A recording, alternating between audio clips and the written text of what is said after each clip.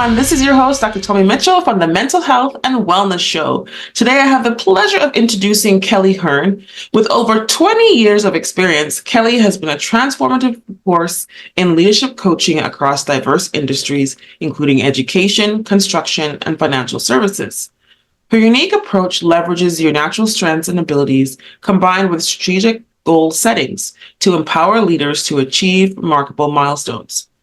But this is my first podcast for 2025, though probably won't be published till a little later, but it's great to have you.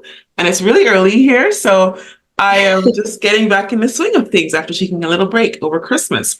But anyway, is there anything you'd like to share with our listeners about you so they can understand where you're coming from a little more? Sure. So I guess what I would share about myself is leading leaders is something that I have been doing since they called it bossy on the playground, right? So that has been a passion of mine for years and years, and coming up through a multitude of different industries and then finally landing in corporate in commercial insurance is where I really cut my teeth as a corporate leader of leaders, kind of rising up through the ranks.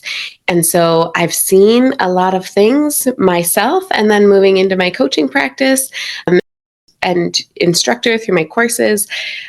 It has been a wild ride, but it's so fun to see how multidimensional all of the leaders are, but then how some of the problems and the obstacles, no matter where you're at in your career, what level you're at in leadership, what industry you're in, really, they all really come down to some of the same things, which is comforting to me, at least, as you're kind of walking through things. You're never walking through it alone because so many other people are right in lockstep with you, whether they be in your industry or any other one.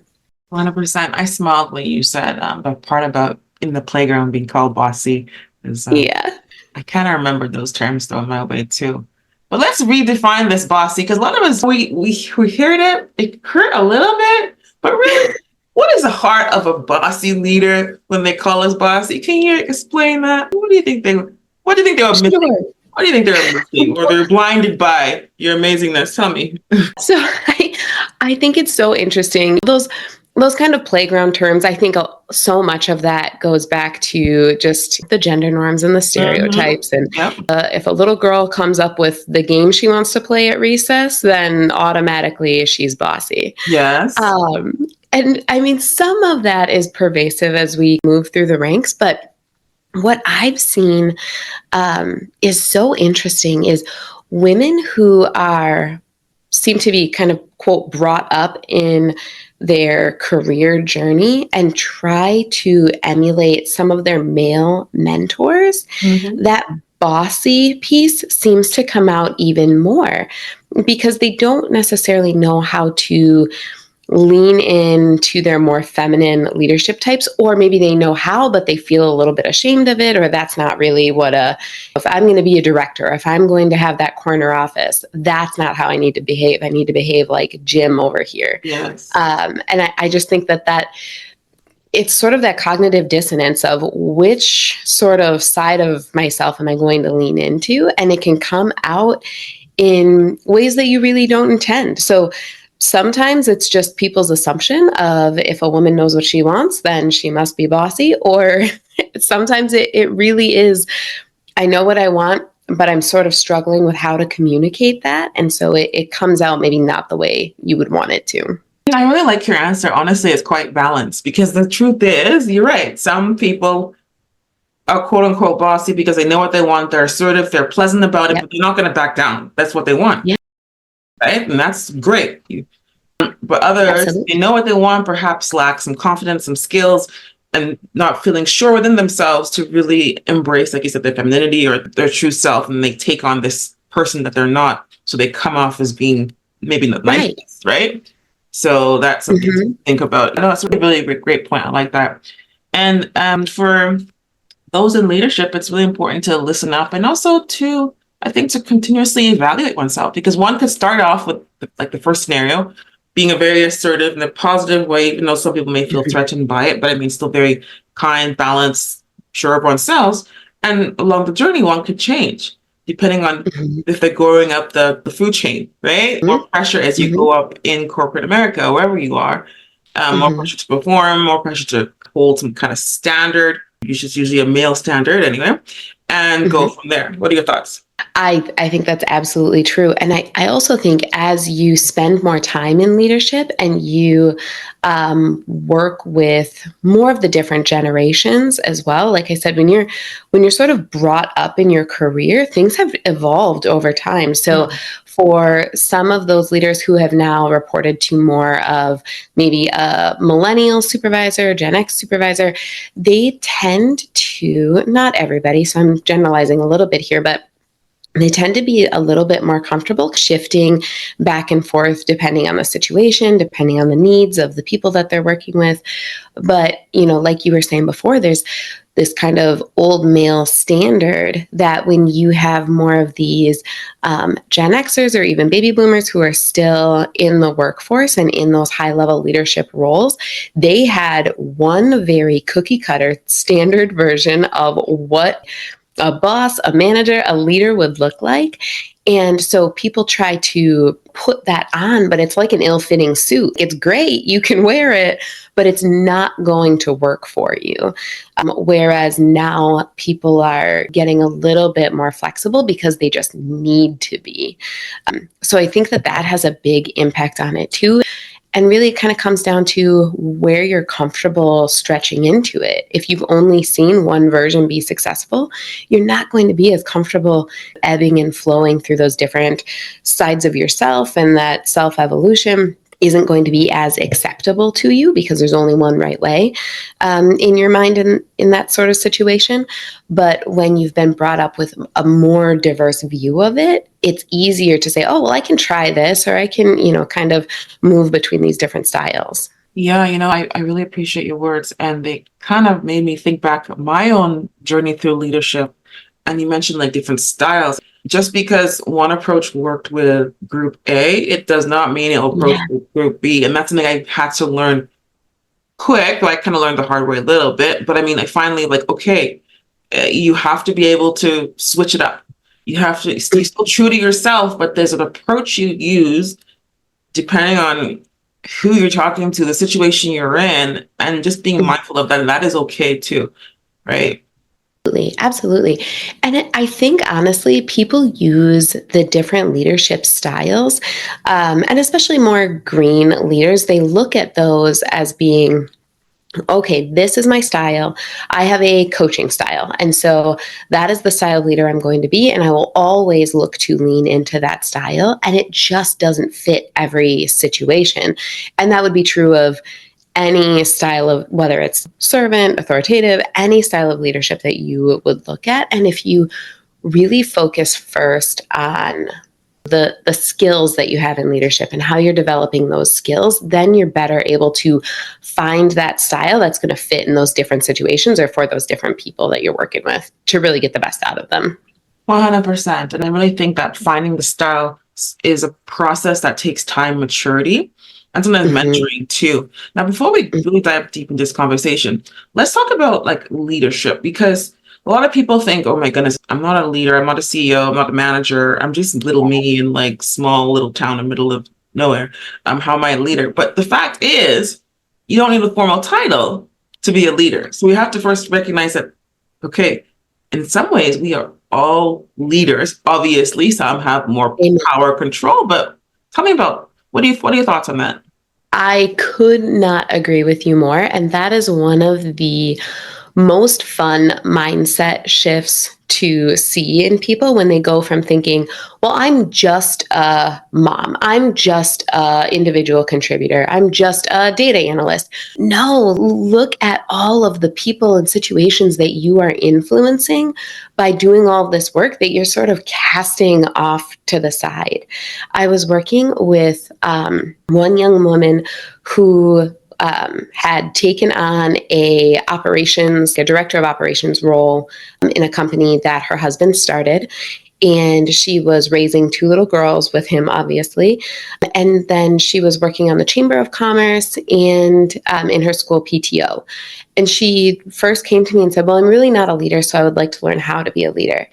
girl, maybe you're not leading in all the directions that you want to be. Maybe you need to up level your skills here, but you are leading in a multitude of capacities in your community, in your home, in this business. You are influencing the trajectory of hundreds of people's lives. And you just told me that you're not a leader in any way. And it's so interesting to me that when you stand on the outside, and for your listeners too, they can probably hear that and think, well, of course, like that person's out of touch with reality, but how often are we doing that to ourselves where we're belittling that work? And when you really take hold of it and lead yourself, you can become such a bigger, more impactful leader in any one of those capacities. I love it because when you said, when you take hold of it and lead yourself, you become more impactful. And that's the first person you're leading is yourself. It's called autonomy.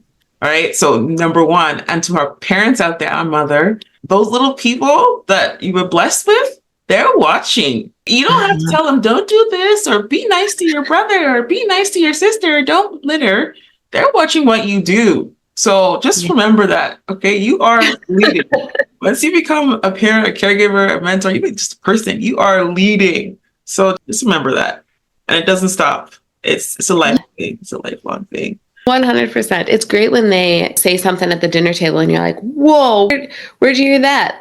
And then you realize, oh, that comes out of my mouth every day. So those are the types of things that those are the impacts you're making. And even to take it to such granular level, even say you go grocery shopping, you are influencing and impacting every single person that you come in contact with, from the person you held the door for when you walked in to the person at the checkout counter when you leave. And when you just sort of recognize even those micro moments, I think it helps you to stand a little taller, take a little bit more accountability for your actions, which then, like you said before, you are the first person you're leading. And so it just has this ripple effect throughout your entire world, whatever your sphere may be. But it starts with you and understanding that you have that impact. So, use that power wisely.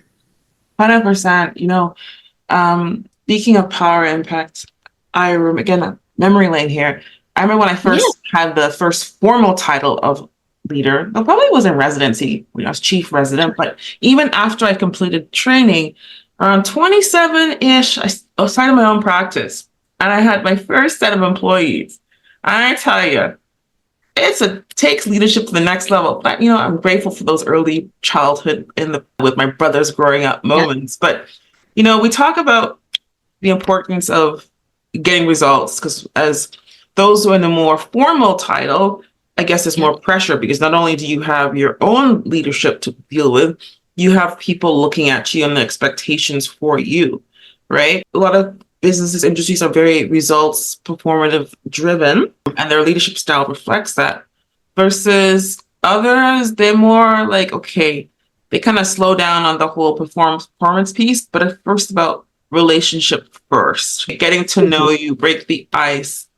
What are your thoughts on that whole paradigm of which ones come first, like chicken or egg? Is it relationships or is it result, or is it both, or is it neither? What are your thoughts? So that's a really interesting question. And I think it comes down to, it's a little bit of chicken and egg, but to me, it comes down to results first, because you use the goal, you use the results that you're working towards to build that relationship.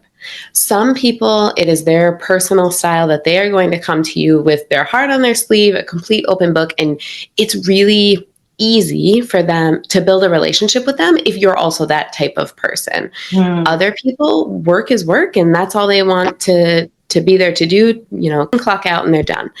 And that's fine too. There's nothing wrong with either end of that spectrum or somewhere in between.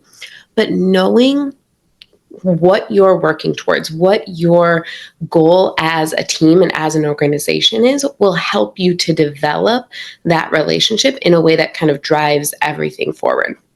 I am by no means saying that we should be all black and white and don't care about your employees unless it's work related, any of that. It is really important to have a robust and well-rounded relationship with people on your team, both, people who are reporting with you, peers, and those that you're reporting up to as well. But it really needs to start with knowing, what are we all doing here? Because you can't connect the work and the person without some sort of purpose that combines the two of you. So to me, it really does start with results, but very quickly is followed by those relationships. I really like your answer. I think most people would have picked relationships, but I still like, it's the truth actually, because you have to have that sense of direction, that North Star, right? Yeah. Early on. It's like, okay, this business is about XYZ and this is our vision and mission. So that those in the team can be like, does this align with me? If you didn't get, if during the interview process, it didn't quite, hit you. Now it's like, is this something for me? Is this something I'm going to want to buy into? Because it's important that we're on the same page, because leadership requires those who are following the instructions of the leadership to kind of embrace the vision, the mission, and that needs to be clear, right? So yeah, and then you're right. Over time, you get to know them as you interact with them, set expectations. But at the end of the day, let's be real. This might not be the most politically correct thing. Leaders, bosses, you name it, they have responsibilities. They have to create something. There has to be something produced, okay? They're not just there just to hang out with you. They also are there because they have a function and role that they want to do for themselves, or if they're representing a higher someone else in a business. So remember, work is still work, right? Like you said, it's not about hanging out with your besties and go sipping on coffee and scrolling through Facebook, right, and doing nothing. It's about production. That's called work. And maybe I seem kind of like people thinking like, why is she saying talking like this? Because I've seen it across the generations and mentalities. It's about work, something that we should have learned as a child, right? And that's another story. But anyway, it's about work. I don't know. I just had to say it's early in the morning here. What can I say? But it's about work. But yes, absolutely, right. To some degree, that kind of goes full circle. We were talking before about the different styles and how you kind of lean into different things. And that's something that I think we've tried to get so far away from this one cookie cutter style that we almost swung the pendulum too far, right? So there is this sort of subculture of leadership that it's like, if we just make everybody happy, if everyone's just having fun all the time, we will be so productive. I know you are absolutely brilliant, Dr. Mitchell. I don't know how far down industrial organizational psychology you've gone, but there is this whole study around the contented cow effect. Have you heard of this? No, I haven't. Share with me. So for any of your listeners who have not heard of this, it is basically, if you make cows happy out in the pasture, it is a sunshiny day, they have great grass to eat, all of this thing, they will produce more milk. And so people saw that and they're like, well, we'll just do that with people. We'll make them happy. We'll paint the walls bright colors. We'll give everyone free pizza. Everyone will be happy, and then production will go up. The problem is we are not cows. Exactly. It does not work that way. It is not that simple. Exactly. We need that driving purpose to be able to produce. And so, to your point before, people have to decide, am I on the mission or am I not? Am I in or am I out? And when you're a really great leader, you also get to influence that decision too. So people can come in and think, this is just a job. I just want to punch the card. You're not going to get more work out of them by the contented cow, but you could potentially get a higher productivity level, more buy-in, more engagement to either rise up the ladder or learn other skills when you're able to influence their perspective of the purpose and link it with them and their values. And that's something that I work with a lot on my clients, or with my clients, is what are your personal, goals, values? What are the employees, and what is the company's? How do we make this triangle all work together so that we can move in that right direction? 100%. And I like how you mentioned the whole values piece, because what came to mind is we all have different skills. We all have different perspectives. And that does not mean that we're not supposed to be well-rounded.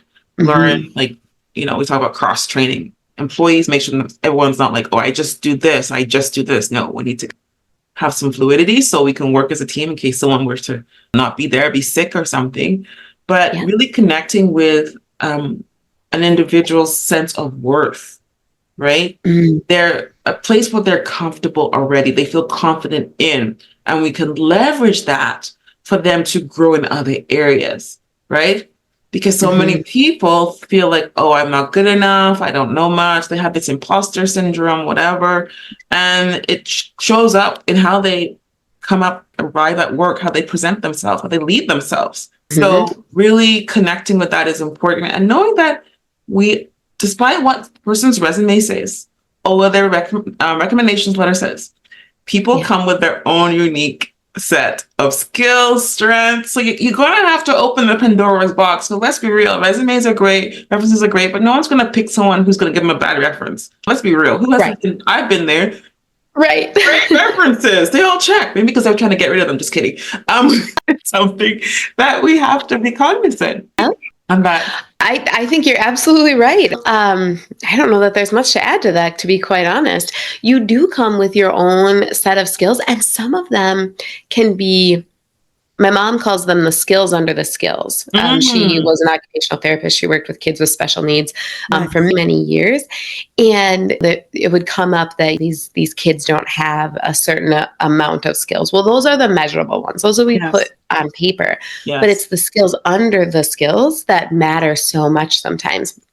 And so, take that into the work world, just like you were saying, you can put it all on the resume, and you're going to put the things that are the shiniest and with the biggest numbers and all of that. And you're going to list all those references that say that you cured cancer and moved heaven and earth and did all the things.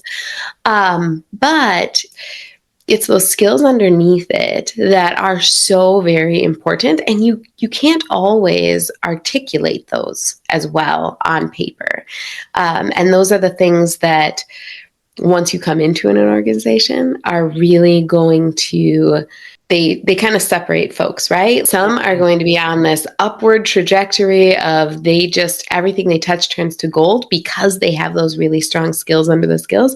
And then some people, it's like, you can code, and that's great. And I know that's why we hired you, but we didn't realize that you don't know how to make small talk, and you can't negotiate in the meetings, and all of these things that we didn't put in the job description. No, I hear you, because that whole, the technical part, but the human relationship piece, your engagement piece, they're not strong at. And when I talk to business owners and leaders, that's something that they often talk about.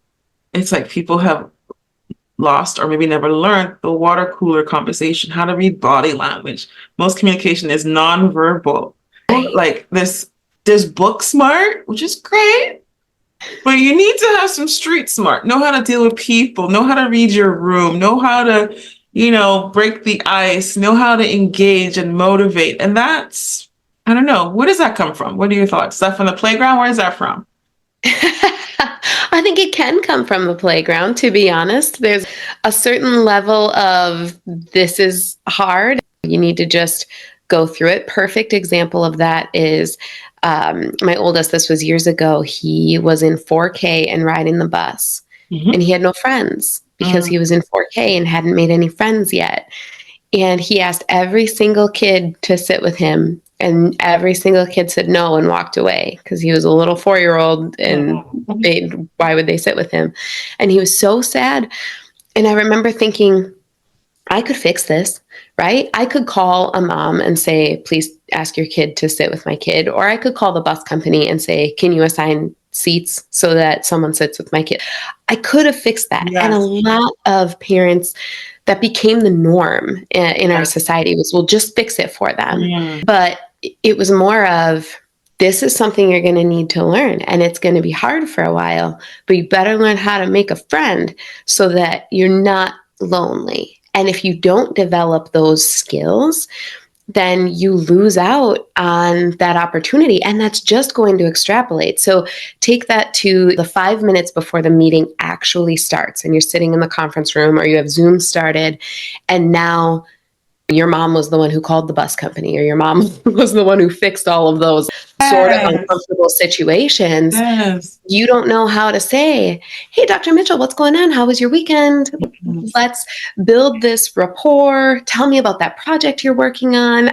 How's the scheduling? Like, you don't know how to do that because you never learned it. Now, if you're a parent listening to this and you're like, oh, shoot, I did call the bus company, I did fix the situation, that doesn't mean that all hope is lost. These things can be learned at any time. It's not like, oh, I missed out on enrolling in college and now I didn't go to college. You get to learn them in every single interaction. The hard part is you have to go through the uncomfortability of it. You have to be the one who goes to the networking event now and makes a point of talking to 5 people, even though you feel like your skin's on fire while you do it. And you have to be willing to have the awkward conversation so that you can reflect on it and go, I'm not going to do that anymore, or I really want to make this change. But you have to interact with people, and you have to take the ownership to really lead yourself and get better every time you do it.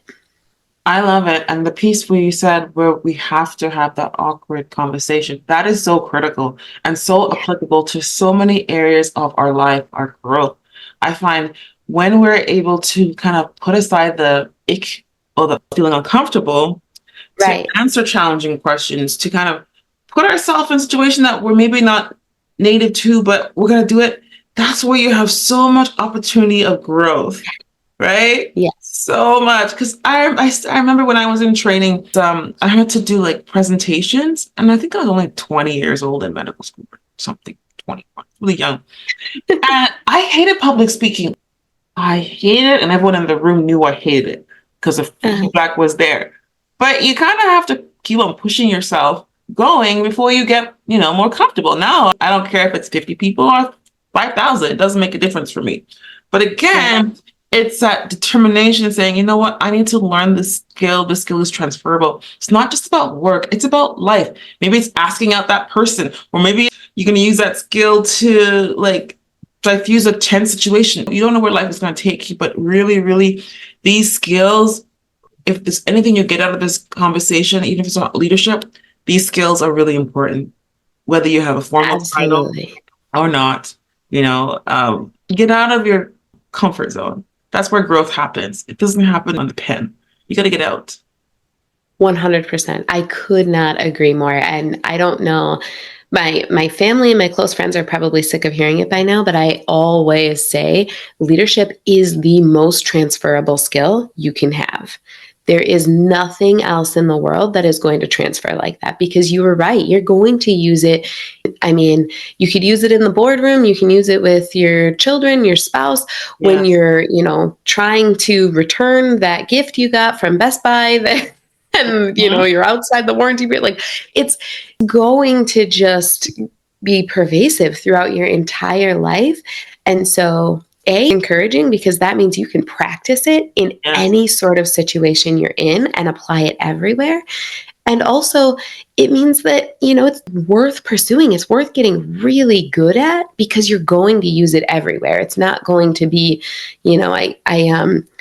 I was thinking about getting a degree in English literature for a half a second, and then was like, okay, but if that doesn't work out, what do I do with that then? Whereas if I understand people and I know how to work with people, that's going to work everywhere. That's something I'm going to need no 100%, matter what. So, 100%. Yeah, in the coaching, speaking world and training, leadership is actually the number one sought out like area of expertise, right? At least at the time of recording, like it's profound, it's essential, it is like glue. You can't yes, avoid it. But yeah, um, awesome. So I guess one more question, because we kind of talked about this at the beginning of the podcast, and we talked about women who perhaps may not be comfortable like sure. celebrating their quote unquote feminine side and may face some steep flack as a result of this. Do you see leadership being different for men and women, or are there really like core competencies or core traits that, regardless of gender, how you put yourself out there, it's essential? Like, what are your thoughts on that? So we did touch on this a little bit in the beginning. And for me, it really comes down to leadership attributes. Now, I'm sort of going to straddle both sides of the fence on this answer, because I don't know that it's specifically women should lead this way and men should lead this way, but everybody has some level of masculine and feminine within them. And your dominant attribute can be one of the two. So there are, excuse me, I have hair in my mouth.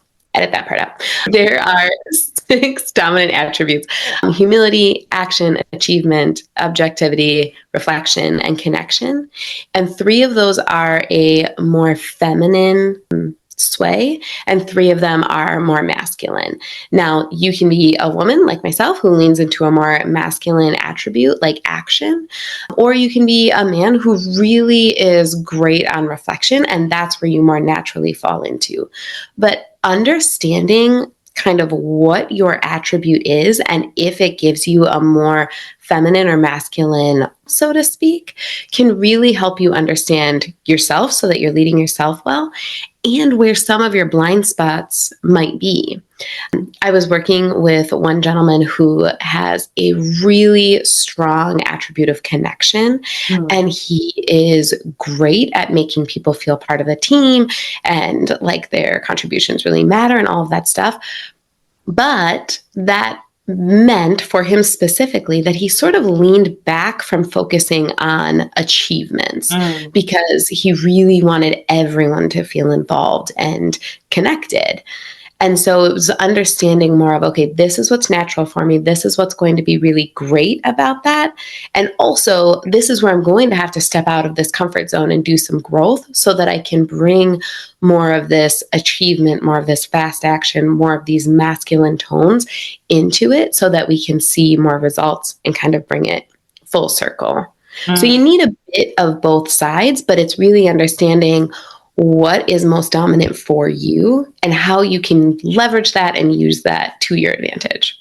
Yeah, no, I 100% agree. When you speak, I also reflect on my own life whenever I'm talking to a guest on this podcast, and I look at my own life and like, yep, there's definitely action oriented, but can be a soft, playful side. But at the end of the day, it's still about moving towards a goal. Like, even though there's fuzzy, loud, bubbly, it's like, okay, we're moving towards a goal. You just don't know it. It's like you're eating those vegetables, like you don't know it. And you're eating them, but we're going forward. It's moving forward. But yeah, no, leadership is fun. I really wish everyone will embrace their inner first, they're a leader to themselves, right? Responsible for yourself as a person. And then look at opportunities around you where you can make an impact. Like you said, as parents to, children, that's a really big leadership spot, because you are developing a young life that is going to grow up and lead, and they're leading themselves. Like they tell Johnny, please don't, take cookies from the cookie jar. Johnny has a choice. They can look at those cookies and salad and be like, maybe if I just take a little piece, no, like it's that self-control, autonomy we all have. And we need to really embrace that. But yeah, it's a transferable skill. Knowing those soft skills is really important too. Like you mentioned, the engagement, the small talk, quote unquote, which is a lot different than talking on like social media and DMing somebody or commenting that way. This is this is the original style of communication, which was like, eyeballs to eyeballs kind of thing. So you can't forget. It's more of a dance. Yeah. We need to not forget that. But anyway, Kelly, I really enjoyed this conversation. This is, a great start to a new year. I don't know when this podcast will be released. It'll be released in 2025. So again, thank you. A really great way to start my day. And for my listeners, especially those who perhaps want to hear more from you, or organizations that, are noticing areas in their business that need strength, how can they get a hold of you? Yeah. So the best way, the easiest way is probably from my website, which is kellyhirn.com. You can also find me on Instagram, which is at Hirn Kelly, all one word there, but my name inverted. And I'm pretty active on LinkedIn as well. So if you search Kelly Hirn on there, you will find me there too. Well, Kelly, I've had this conversation. I really have. It's put a smile to my face.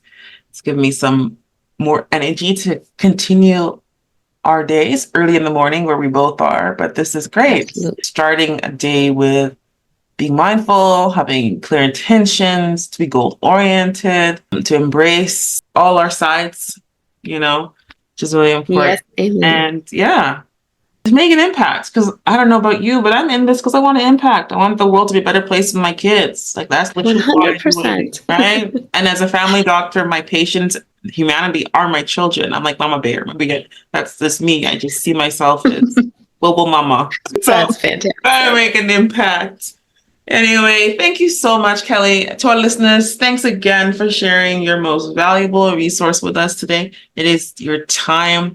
I hope and pray you take these messages, reflect on your life, and take actionable steps starting from today, and work to make this world a better place.